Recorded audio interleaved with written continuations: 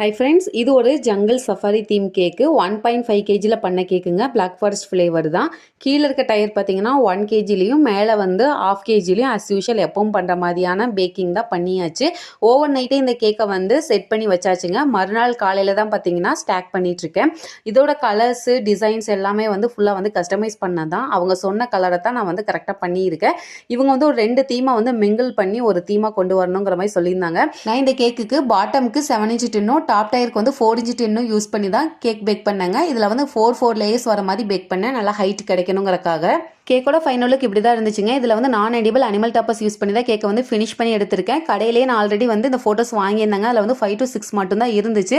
அது எனக்கு திருப்திகரமாக இல்லை. ஸோ அதனால் நான் என்ன பண்ணேன்னா ஃபோட்டோஷாப்பில் போய் இந்த மாதிரி ஒரு ஃபோட்டோ பிரிண்ட் நானே வந்து எடுத்தேங்க. எடுத்துட்டு இதை வந்து கிளியர் கட்டாக நாங்கள் உட்காந்து கட் பண்ணி எடுத்தோம். நியர்லி எங்களுக்கு வந்து 3 hours முழுமையாக ஆச்சுங்க இந்த அனிமல் டாப்பர்ஸை மட்டும் கட் பண்ணி எடுக்கிறதுக்கு. இந்த வீடியோ பிடிச்சா லைக் பண்ணி